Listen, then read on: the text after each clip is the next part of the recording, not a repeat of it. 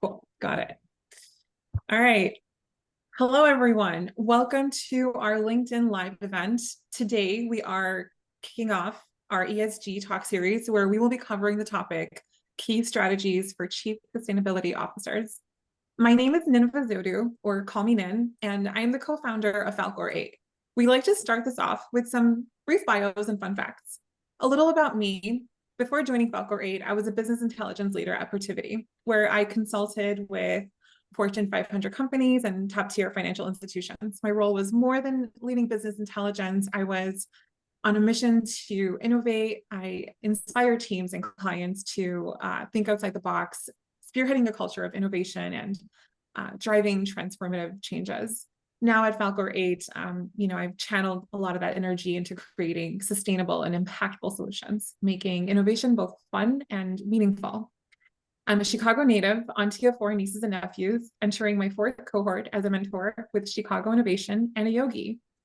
Joining me today is my co-founder, Elena Lockwood of Falcor 8, and our wonderful colleague, Simone Schuppan, founder of C2 Impact.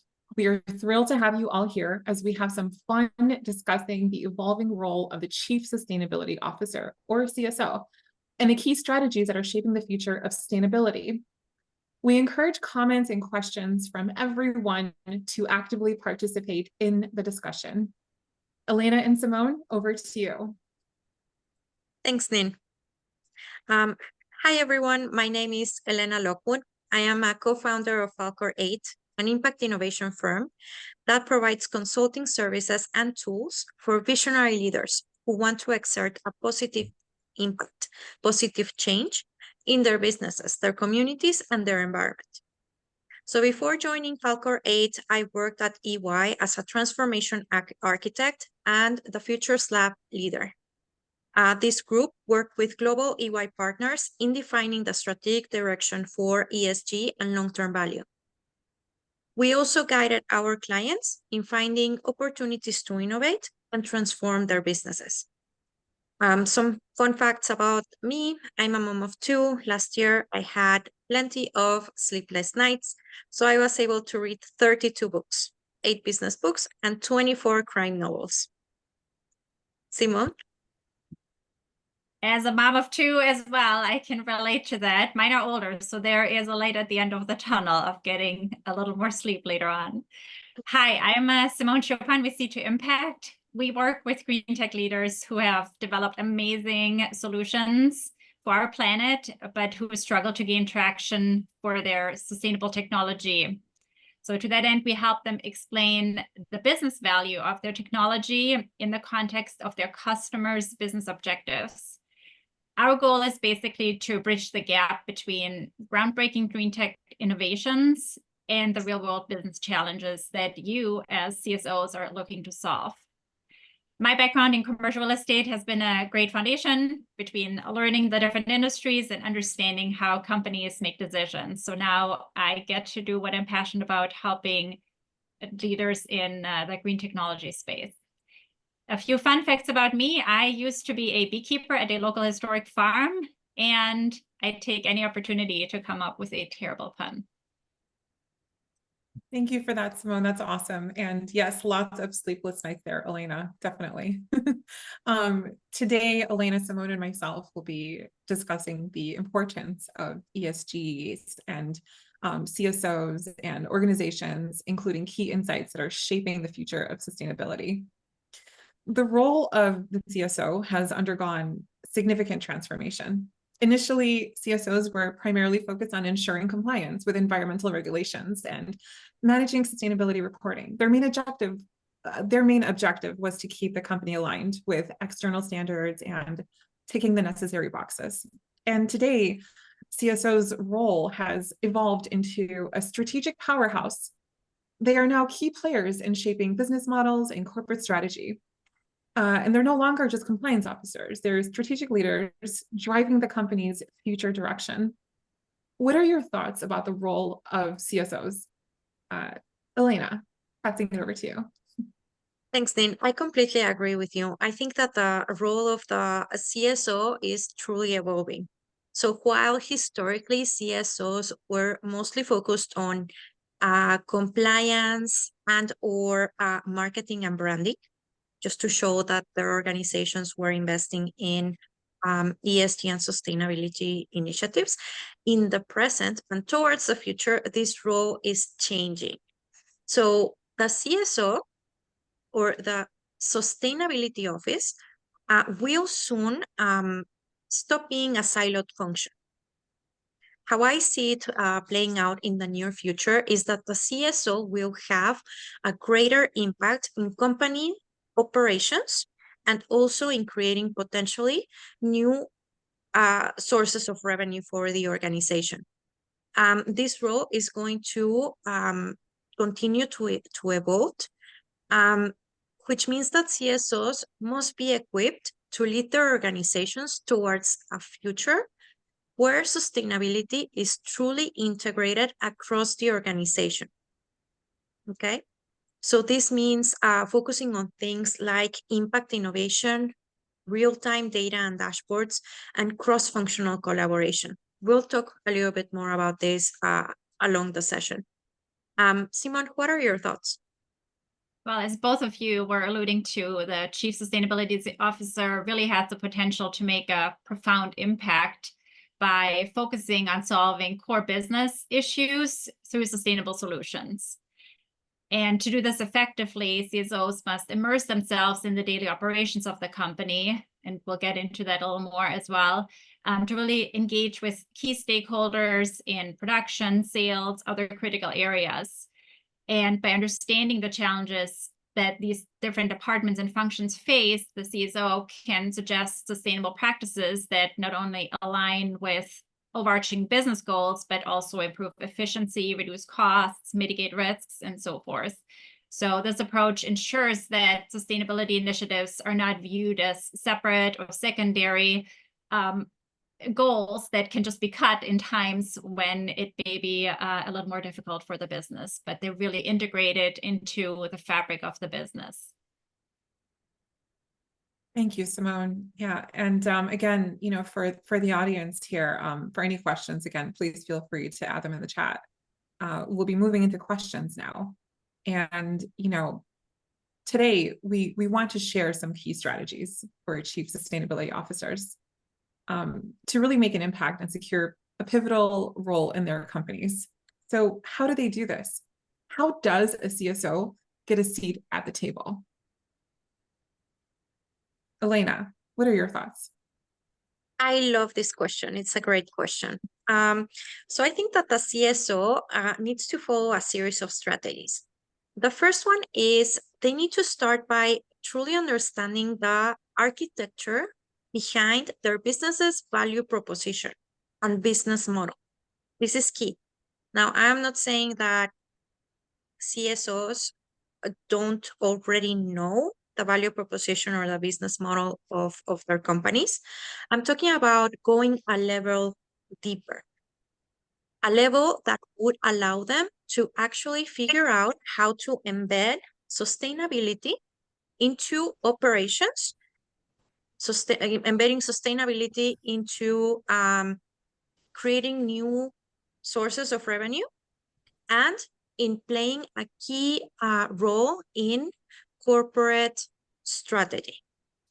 So some of these strategies could be, well, once they have understood the core value proposition and business model, they can leverage design thinking techniques, innovation mindsets, methodologies to come up with ESG ideas that are not just sustainability focused, but that follow an impact innovation layer. This means that these initiatives need to be not just profitable and sustainable, both for the environment and for society. They also need to be appealing to customers, so aligned with the business's core value proposition. And they also need to be in agreement, in alignment to what the business does, in alignment to or with the priorities for each of the departments in an organization. Now, another important thing is that CSOs will have to eventually see their ESG initiatives as a portfolio. This portfolio cannot be the same portfolio as the rest of the company follows, as the rest of the departments oversee. The reason why is that ESG initiatives should be looked at from a different lens. So ESG initiatives need to account for being sustainable, so being good for the environment, being good for society. And these two variables are not necessarily quantified in financial terms. So this is why this portfolio is different. The second reason is because this portfolio, at least in the beginning, won't necessarily show how it's delivering high profitability for the business. As the CSO starts managing an ESG portfolio, then they will be able to tweak the individual initiatives to better understand how to make this portfolio more profitable and eventually make a very good business case that to bring to the C-suite and make a case for change.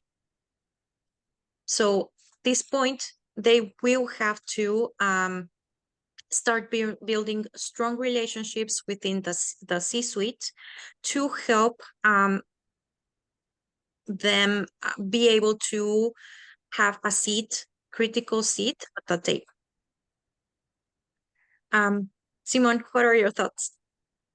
I think it's a very good point to distinguish between starting out and having some kind of portfolio later down the road.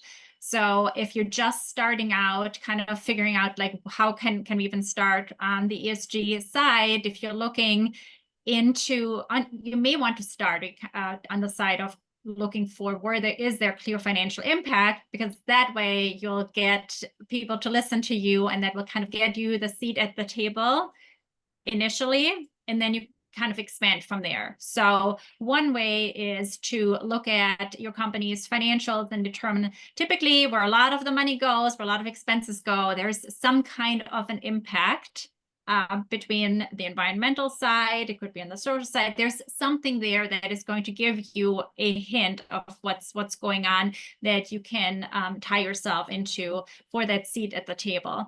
And by showing clear financial impacts on whatever you choose as kind of a first project, that gets the eyes and ears open of the people, because people do know in the business world, of course, like how to make a business case, or they know how to read one, how to listen to one, and it's going to be much easier to get started.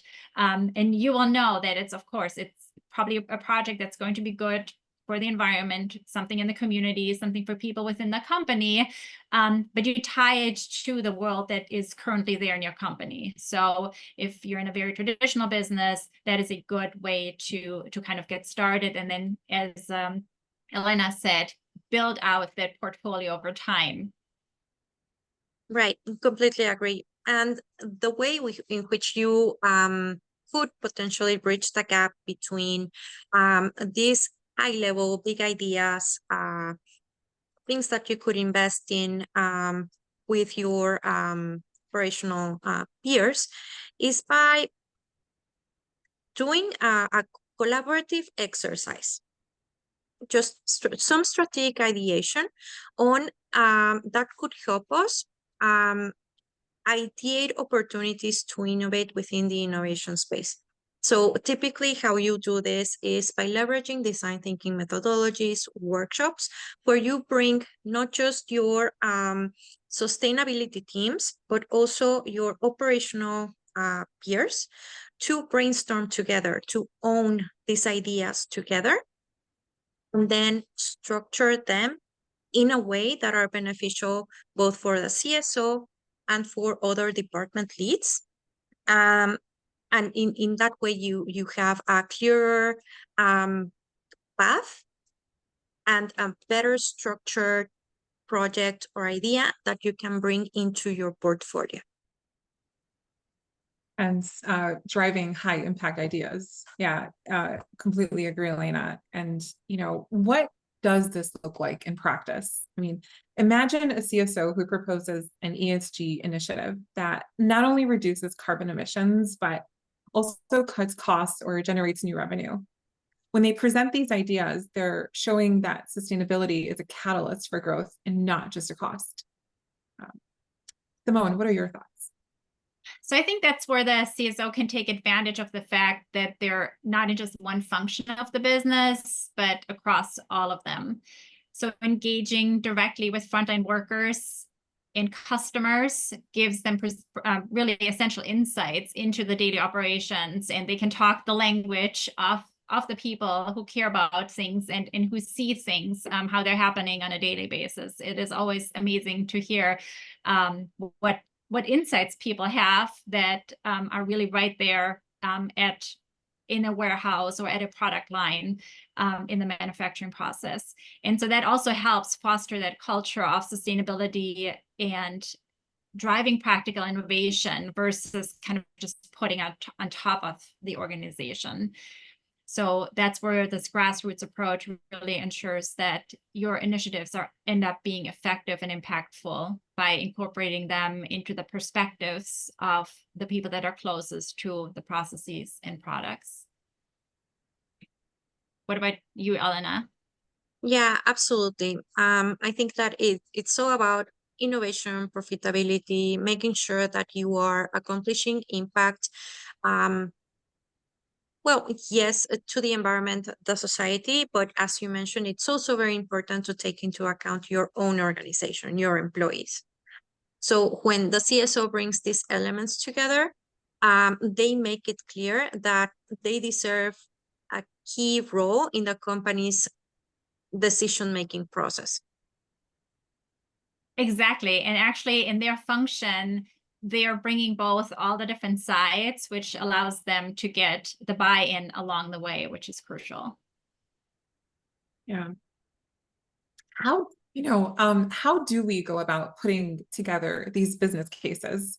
Sharing a little bit of insights from my data perspectives. It's crucial to track key metrics that ensure that our ESG portfolios are healthy. This data becomes the backbone of our business case, providing stakeholders with a clear, quantifiable picture of the impact. When we show how our initiatives align with the company's financial goals through solid data, we make a strong case for their importance. Elena, what are your thoughts? Yeah, absolutely. So at Falcor 8, we emphasize the power of impact and innovation. Once you have your data, it's just about translating it into a storyline and narrative that highlights how these ESG initiatives drive both environmental and business value. So this is where innovation comes in. We use design thinking methods, collaborative ideation sessions to uncover sustainability opportunities that are also profitable and impactful. So when you can show that your ideas not just benefit the planet, but also drive innovation and new revenue streams. So you are making a contribution to long-term company growth, which is at the end, the key responsibility, the key focus and of any company. So at that point, you're able to capture value and align to what makes sense for your company to make it successful. Yeah, that's absolutely right. I think integrating those innovative ideas into the company's corporations is really important. And oftentimes we see that it starts with a pilot project to kind of test the feasibility and impact. I think what's really important about pilots before they get scaled and before people are willing to use them across an organization it's important to gather the data along the way. And I think this is why it's also important on how these pilots are set up. I think it's really important to work with your vendors for our clients. So we try to teach them on how can they help you explain and set up a successful pilot in your organization so that you have data points, not only at the very end, which of course that is great. Here's the result of what we did over the last several weeks or months, but along the way, so that you have check-in points so that you can be in communication with your team within your organization and kind of show that the project is making progress. You can also adjust along the way so that you're really setting yourself up for success. And again, like make sure you work closely with your vendors. Your vendors should be helping you to make that internal business case as well.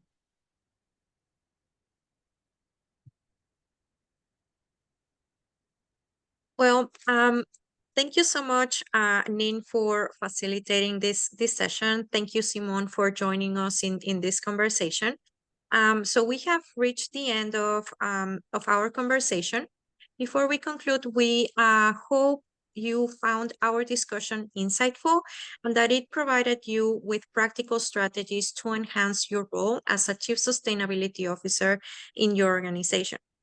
For more insights and support in implementing these strategies, feel free to connect with us. Together, we can create a more sustainable, equitable, and impactful future. If you're interested in learning more about Falcor 8 or C2 Impact Services, please reach out, add us on LinkedIn, go to our websites, falcor8.com, c2impact.com. We hope you enjoyed today's conversation. Thank you for being here today. See you at the next session where we will dive into the expected changes to ESG in the post-2024 presidential elections in the US. Thanks, everyone. Thanks, everyone.